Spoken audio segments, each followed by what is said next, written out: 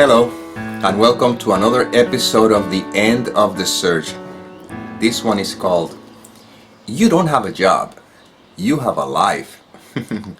This could be like a derivative, I hope that word is the one that applies to this, to another video that I did, which is called, or I remember it's called, You Don't Have to Earn a Living, something along those lines. Anyway, I'll put the description below, the link below, so you can check it out.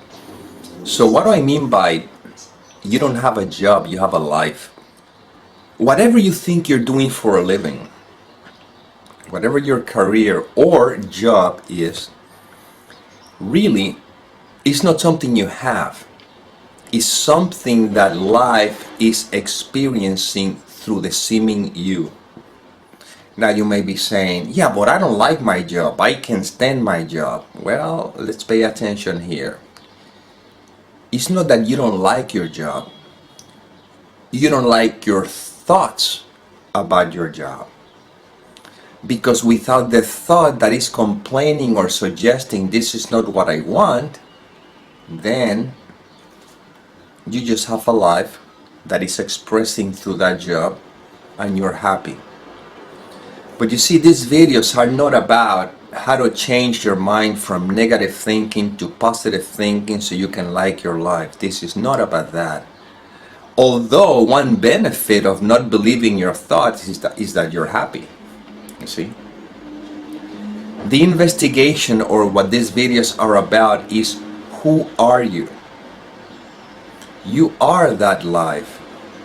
When you don't identify with the content of the mind, whatever it is that you're doing is perfectly fine.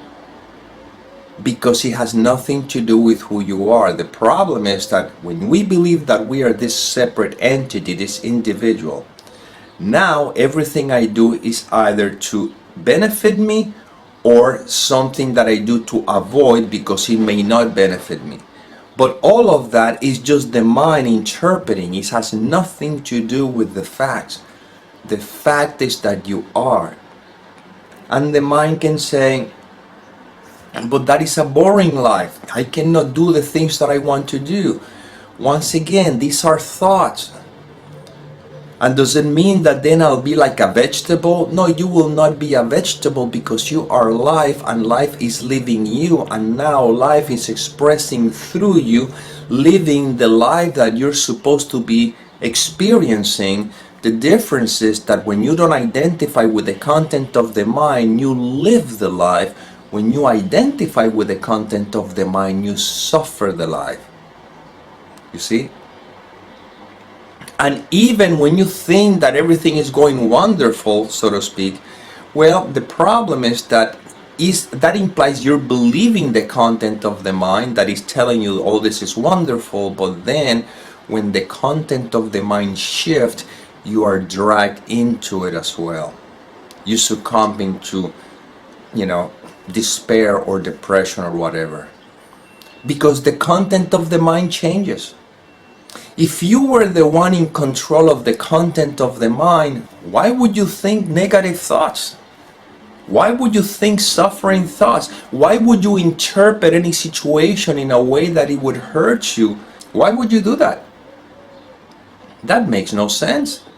That is insane. If you really control your thoughts, then just be positive all the time. That's all. It's so simple as that. And some may suggest, no, but you can do that. When you have a negative thought, you can shift your mind to a positive thought, because that has the belief that there's a you who actually is doing that.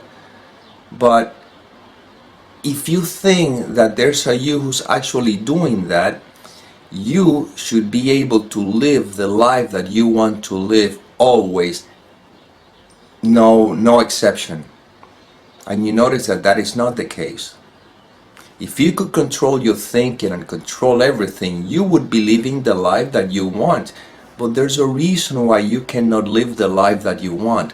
If you continue believing you're a separate entity, living the life that you want, you are overlooking the fact that you are the vastness or wholeness, and you are destined to remember that you are the vastness on the wholeness.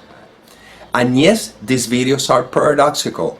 Why? Because from one end I say you don't have to believe your thoughts, and on the other end I'm saying that if you're supposed to believe your thoughts, you will believe your thoughts, and if you're not supposed to believe your thoughts, you will not believe your thoughts, because in the end you're not doing any of it. You're simply an expression of life itself living through you.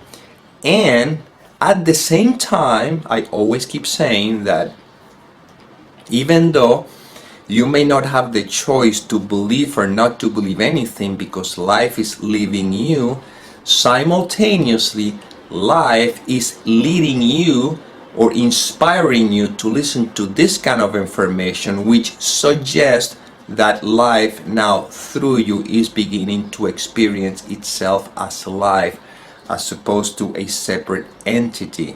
And I think that that is motive for celebration. So why life is asking you to now choose to listen to this information, I don't know. Why life is asking me to share this information, I don't know.